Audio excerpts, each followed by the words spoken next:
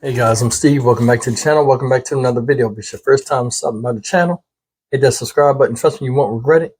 You're a returning subscriber. As always, guys, welcome back. Listen, guys, check this out. I seen this story, and it hit the news feed last night, and I couldn't believe it. Now, I don't know the particulars of this story because it just came out, and, the officials that are investigating the story is very limited in what's coming out right now because it's a lot of speculation.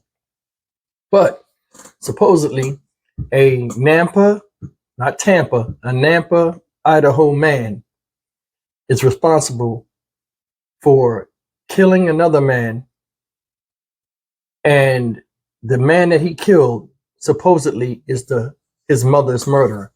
Now, supposedly, guys, this happened Tuesday night at 8:30 when the investigation first started of a woman found dead in the house. The woman's identified as 52-year-old Michelle Luna in Idaho. And all of a sudden, 7:30 Tuesday night, by 7:30 Wednesday morning, bodies start showing up. Now, they've arrested 31-year-old Raul Alexander Cuevas, which is pictured here. And he's charged with murder in the investigation of 39-year-old Jesus. Let me see if I can get this name right. Uratua. Yeah, Uratua. His death. Now, supposedly this man was found dead in a parking lot, stabbed all in his chest. And I don't know if you call it revenge or what, but guys, check this out. Take a look at this story, and we'll come back and we'll talk a little bit about it. Let's go. Thank you for joining us here on the News at 4. I'm Shira Matsuzawa. And I'm Doug Petcash. We begin with a story that's been developing all day. Police say a man murdered his mother's killer all in the span of 24 hours. The two related stabbings happened in Nampa and Avamore. Now, one man is in jail and two people are dead. Yeah, a lot of new information coming in at the last minute here. News Channel 7's Jude Binkley joins us now with what we know so far. Jude. Well, sure. Just about an hour ago, we got a press release from Nampa PD about a woman who was stabbed to death last night at the 2100 block of West Grouse Street in Nampa. And this is a live look at that area. Police say the suspect in that stabbing is 39-year-old Jesus Ureta III of Nampa. Police say Ureta knew the woman and they were looking for him overnight. The Ada County Sheriff's Office says a call came in just before 7 o'clock this morning. Deputies were directed to the mobile gas station parking lot near the entrance to the Avamore community, where they found a man dead inside a car. They found the victim slumped over with a stab wound inside of a running parked car. Paramedics performed first aid and took the man to a local hospital where he was pronounced dead. That man was Ureta, and the suspect in last night's Nampa murder, I should say.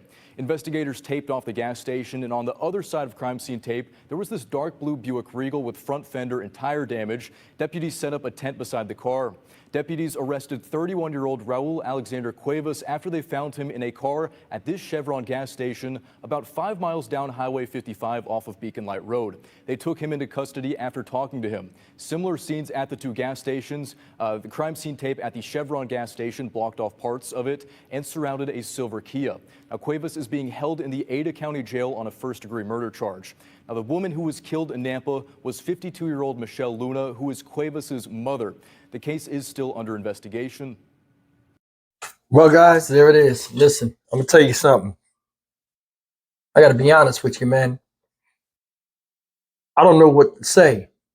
I mean, the whole thing is confusing. You see how they had the rope around a whole bunch of cars? I think they was just doing that to make sure there was nobody else involved in this. Because, I mean, you find a dead man at a gas station with stab wounds to the chest. You know, I guess anybody's a suspect and they would have closed off the crime scene. But that's neither here nor there. The big story is this dude, you notice they said, hey, we apprehended him after talking to us. We locked him up.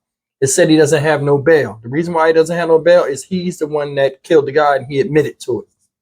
So a lot of people probably like, why is his bond? He don't have no bond. And they don't know if he did it. They do know he did it because he said he did it.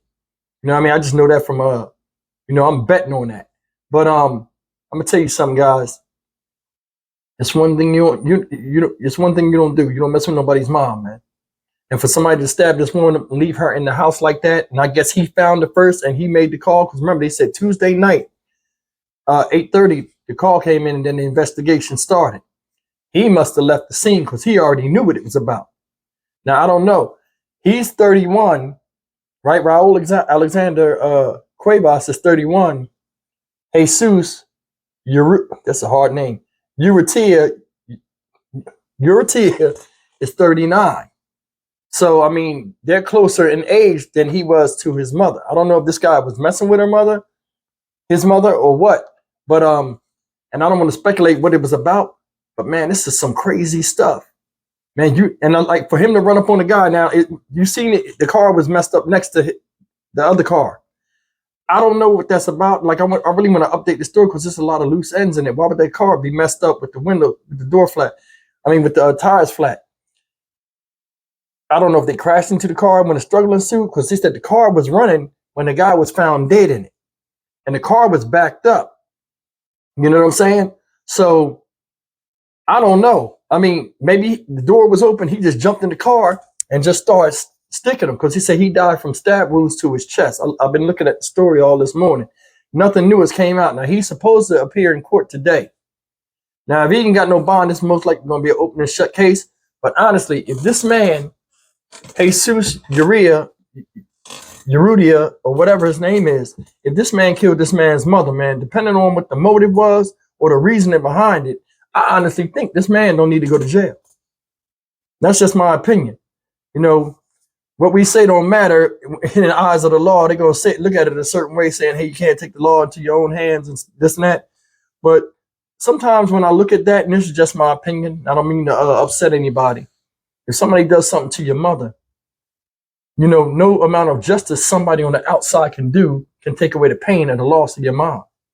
You know, yeah, the state to step in and do something about it, but the state is not losing the mother. You are. So the way you feel is the way you feel. If he knew this man bona fidely killed his mother, who am I to say don't do nothing about it? You know, I was just thinking about that. Woman was 52 years old. Now, I don't know where Nampa, Idaho is, but I don't know. I don't even know how the crime is. So if anybody watches that from, you know, and sees this channel, leave a comment in the description box and share with my subscribers and the rest of the community. How bad is the crime there?